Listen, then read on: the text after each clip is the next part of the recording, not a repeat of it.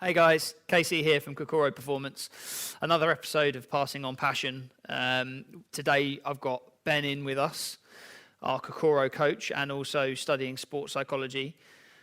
Within the company, we like to focus on covering all areas of athletic development, and a big part of it is the mindset, and that's something that's kind of put aside, and we're actually quite far behind in motorsport. So today we're going to just focus on that solely, and how we tackle it, how we focus on it with drivers, and what it's really all about. So Ben, as someone that's studying sports psychology and in their final year, and someone that races themselves, what do you think the key fundamentals are of mindset, if you like? Because it's a pretty broad term, isn't it, mindset? Everyone talks about mindset. So can you explain to me, from your perception as someone that studies and also races, what is mindset? Yeah, so exactly, that's the thing. You know, you get a lot of people say you have to have the right mindset, but like I say, what even is mindset? Yeah. I think there are quite a lot of things that could go into it. You can have confidence, you can have your understanding of psychology, if you have any. You can have your sort of readiness for the race. That can be kind of crossover with confidence. There's a few things that cross over, but there are some distinct things that you can work on. I think when you're talking about having the right mindset, basically confidence does come into it quite a lot. And I think, as I said, the understanding and knowledge of some things will actually really help. There's a massive crossover there. If you're confident in your own abilities, but you're not confident in how things are actually going, there's going to be a certain point where your performance is going to drop off because maybe something has happened that you don't quite understand. That could relate to anything. That could relate to something to do with the car or your mindset, as we're talking about. It's mainly, quite simply, what's going on in your head. Are you overthinking everything, or do you actually know what's going on? Are you under pressure? Are you finding it easy? There's quite a lot of things that can go into it. And I think that comes down to then when you're talking about like people putting routines in place and being disciplined in that routine, so that you're doing the same thing before you go out every single time. You do the same thing after the session when you come back in, so that your brain knows what's coming up. So there's no pressure, there's no rush. And I think that, especially with the younger drivers, especially when we first start working with younger drivers, they've got no real structure to what they're about to go out and achieve, which is why we brought the portal into it and created that portal with your help, obviously, which we'll get into in a second. But obviously structure is key. But do you think there's a lot of drivers out there who aren't even aware that their mentality is actually holding them back? Yeah, I think it's one of the biggest things of motorsport that I think is quite underappreciated, in that most of your performance, I mean, obviously in my belief, 90% of your performance even is all in your head. Yeah. And I'm sure you agree as well. So the driving bit's easy, isn't it? The driving bit is you do this, and this. But the thing is, there's so many external things that can affect that mindset. Whether it be an individual, a team, within yourself, pressure from parents, pressure. Obviously, when you get to that age of like 12 to 16, 17, that's like the nightmare area for a coach, isn't it? Yeah. It's how do you differentiate between your personal life and then your racing life? Can that person or can that individual actually take themselves away from their personal aspects and put themselves at the racetrack, or are they still thinking about something else? So just touching base then, because as you said, there's so many different elements to this, and I know we're not going to cover everything today, but if you look at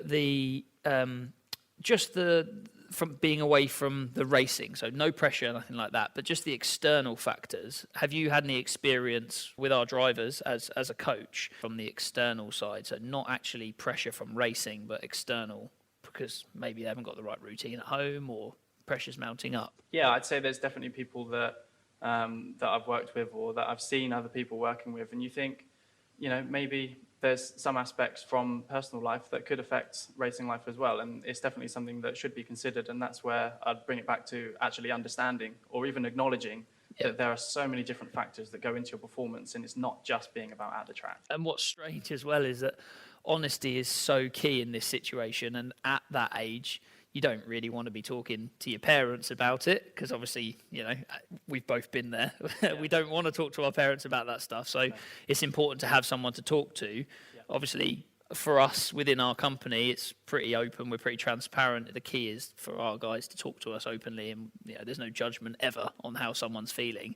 But what if you don't have a Kokoro behind you? Who would you suggest a driver speak to?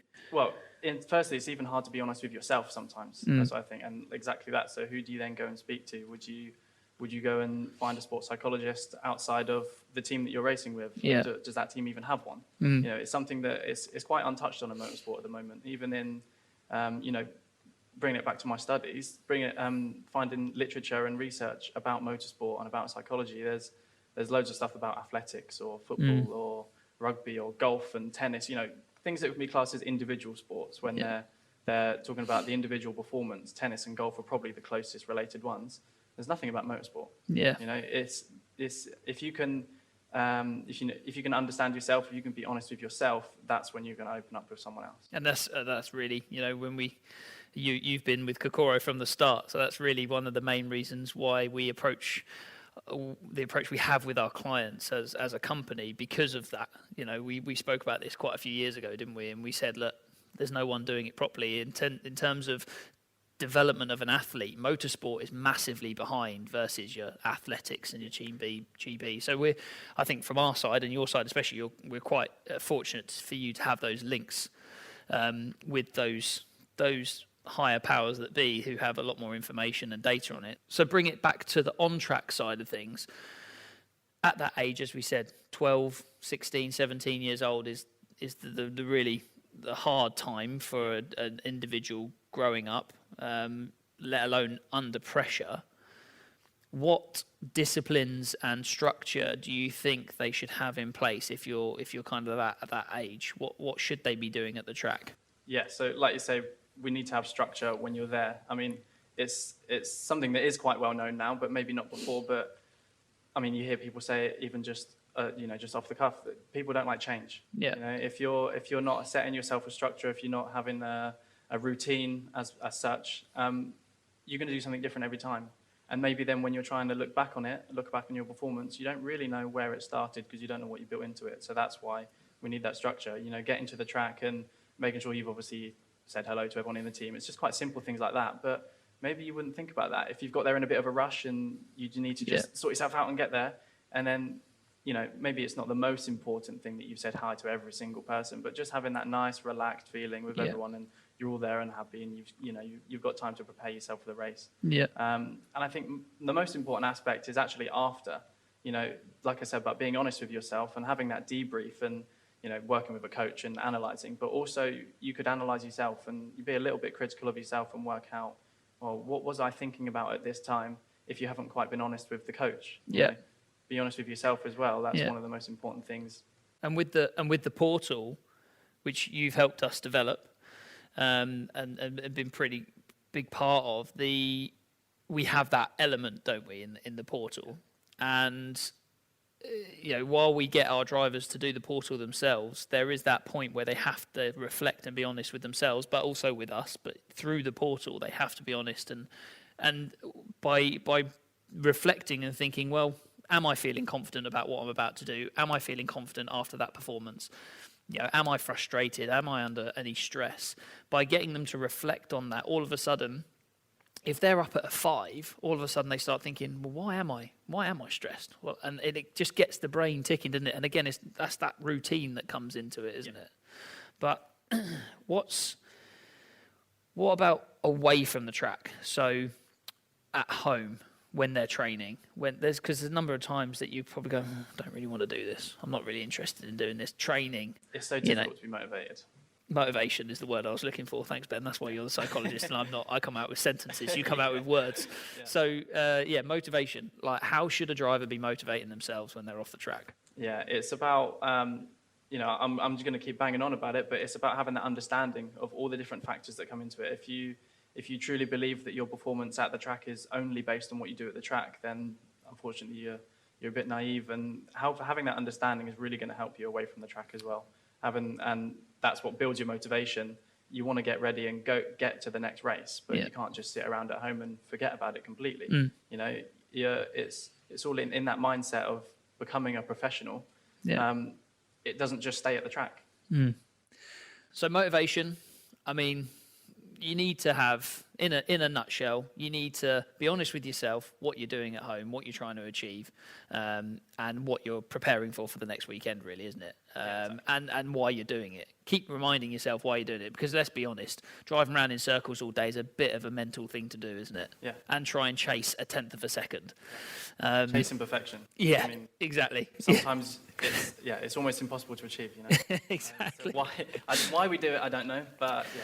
But the bit that I can't grasp is why so many drivers out there are just using races to prepare their mind when there's so much stuff they could be doing away from the track. Yeah, so that's why at Kokoro, away with the simulator training, we use the EEG mind tracking. Yeah. So we can really see how our drivers perform under pressure away from the track as well. Yeah, exactly. And I think since we started doing that, well, I think it was probably middle of last year, beginning of last year, when we started to really dive into it and understand how each individual works.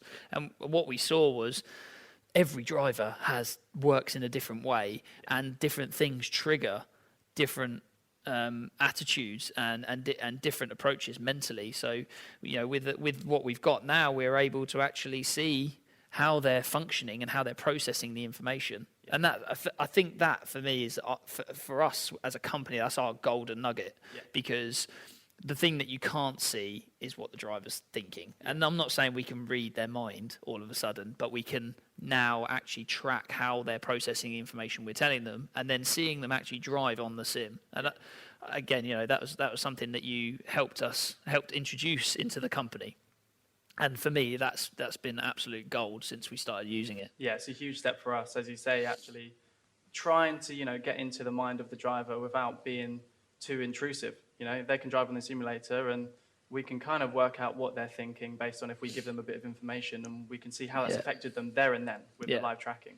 And as you say, that was the biggest thing actually that I wanted to touch on, is that when we talk about being honest with yourself, you shouldn't feel too under pressure to feel a certain way because maybe you've seen someone else acting a certain way or something like that in terms of your performance and your mindset.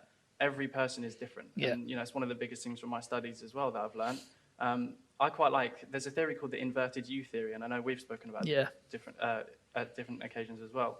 And it's, you know, essentially you've got the graph and it says performance is going up the y-axis, and you've got your mental readiness, so going along the x-axis. And basically you've got, you know, the shape inverted U, performance is low because you're not ready, or your performance is low because you're overly under pressure. And you've got that nice peak in the middle where it's like, your best performance is when you're thinking about it sort of in the middle somewhere. But everyone's different. It doesn't say that everyone has that perfect shape, and everyone is, when they're in the middle state of readiness or under pressure, that's when they're at their best. Someone might be really, really good when they're super relaxed. Someone might be amazing when they're under pressure. But we need to work that out as coaches, and the driver needs to work that out in terms just to build their own confidence. And that's a bit of trial and error as well, isn't it? So if you're not fortunate enough to be able to jump on the sim and you know, strap on the tracker, then you try it at the track. You try different things. You try different approaches. And I think that's something for me that the karters lack massively. It's always lastminute.com. And again, I think that's why the portal also helps our clients, because it gives them time. They've got to have time to sit down, write out their plan, get a structure in place, and then, you know, implement it, if you like. Exactly. And then after that, the self-reflection and the debrief afterwards.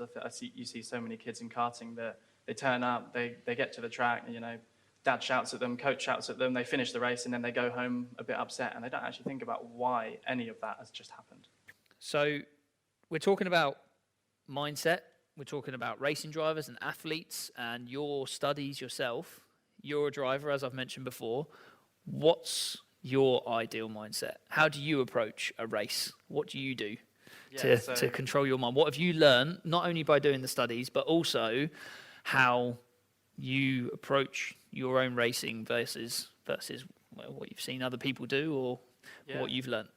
Definitely, like you say, from what I've seen other people do, it's a good thing to be able to compare yourself but not be too under pressure to be the same. Like we said, everyone is different. And for me personally, I found that I quite like to be a bit more on the relaxed side going into a race. You know, I don't have a massive routine before the race and say, right, I must do this, I must do this. I quite like to be relaxed and let it flow into it. But as you say, we've worked with some drivers that if they haven't done a certain thing, they're not quite going to get to that performance. You know, it's all about just understanding yourself. And for me, I like to be a bit more relaxed. Yeah. Very nice, very good. And do you do any form of warm-up or anything like that, or you just chilled, stroll straight up to the car, put my seat insert in and get in and drive, or what's... I used to be like that for sure, but I think, especially from working with Kokoro, I found that actually, even if you are trying to stay relaxed and not trying to pump yourself up too much, having a warm-up, you have to. People think that, oh, you're just in a car, you just sat there like this and you don't do much, but you do need to warm up. I'm going to put you on the spot here. What sort of warm-ups are you doing? Yeah, so, it starts with quite simple stretching. You can get the blood flowing a little bit, maybe a little bit of a jog, but I don't do too much of that. I've seen other people running around the paddock, and I'm not too much of a fan of that. What, running in general, or yeah, just running around the paddock? Yeah, no, but if it works for you, then you need to do it. It's all about working out. But for me personally, I do some stretches. I'm trying to learn how to juggle at the moment. How's that going? Not very well, but it's something that I want to improve at, simply just because in my warm-up phase, it also helps me just forget some of the exercises as well. Stay relaxed, trying to juggle. And you get into a nice rhythm as well. And when you get into a rhythm, you start going and you flip it to 2 balls. Yeah, exactly. Yeah. Can we get some balls? Can we get some balls over it? I'm not doing that on camera. But, for me, that's what I find works. No, fair enough. Right, I'm going to finish off 2 tips. Give me 2 tips for our listeners. And I want 2 tips that you would give. So essentially, I'm asking you for 4 tips. I want 2 tips for an individual driver, a young driver who's listening in on this, who wants to improve on their mindset. Give them 2 tips on what they should be looking at doing. So I think we've touched on it enough times now that one of the biggest take-home points is that everyone is different. Okay, don't feel under pressure because you've heard someone say that you must do this or you must do that. There are things that obviously work and that most people are going to do it. It's not like you can say, oh, I like to just sit and do nothing and that's what works for me. Okay, be honest with yourself. Yeah. What really gets you going? And in terms of thinking about the correct mindset, talk to people. Don't feel that you're alone about it. And if you can talk to people, someone might have an idea, it might work for you. So that's the biggest thing, is everyone is different. Find what works for you. And just touching base on that key, talk to people. That right there is not done enough, especially in the lower formulas.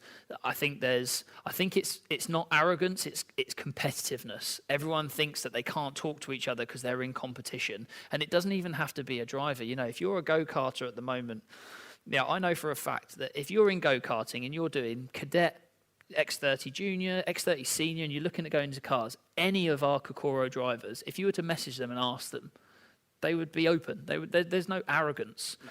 But I think there's that perception that you can't be seen to be weak, if you like, which is ridiculous, I know. Sport is one of the worst sports for that. Everyone's very closed in, and you don't really want to open up too much because it's a weakness, and you think that as soon as you've shown a weakness, someone's going to try and mess you up on track because they think you've got a weakness. Yeah. No, obviously you don't want to go and tell your competition that you're dealing with some issues, but if you're looking further up, at the end of the day, they've been through it. We've been through it. I'm not saying they have to. Yeah, you've been through it. I'm not saying they have to phone us directly, but there are people out there that they can speak to. So, final 2 tips I want you to give our listeners, and this is for the parents listening in who have probably got an 8, 9, 10-year-old child racing in motorsport who probably aren't performing, but it's due to pressure rather than skill related. What advice do you have for those parents? Yeah, so it's about, as a parent, being honest with yourself and thinking, in that situation, try and work out, if you can, maybe what the trigger is. If you think, okay, my child has become very under pressure there, they haven't quite performed, but what led up to that? Did you have a conversation with them, or did you notice someone else spoke to them? There could be one little thing that maybe that driver hasn't even thought about. But if you're being honest with yourself, if you're putting quite a lot of pressure on your kid to perform, maybe that's part of the issue. So that's one thing, is definitely be honest and try and work out the trigger. And if it is yourself, it's hard to really say, oh yeah, okay, maybe I'm putting too much pressure on my kid. But it happens so much. You see it up and down the paddock. Mums and dads shouting at the kids, you didn't finish this place, you didn't finish this place. Yeah, that's one of the biggest. For me, you've just triggered my pet peeve in motorsport, which is... This is going to be my second point as well. Sorry, Ben. Well, I'll let you take over there. Don't let me interrupt you if you're on a roll. Go for it. Yeah, well, my second point was going to be, don't aim for a position. Okay, that's not your goal. If you're trying to, talking about goal setting and having something that you're aiming for, the position in the race is not the thing to be aiming for. Because at the end of the day, if you get the right mindset, if you're focusing on the right skills, if you've had the correct preparation, if you've got the correct discipline and structure in place, the results come on their own, don't they? Exactly. And we've used that word, it's a result. Yeah, exactly. It's It's a result based on doing everything else correctly. Everything goes into place. Brilliant. Thanks, Ben. And on that note, like I've said so many times in all our podcasts so far, if you've got any queries, any questions, email us, website, social media. We're here to talk. We're here to help. That's part of Kokoro. Cheers, Ben. Cool. Thank you. Thanks.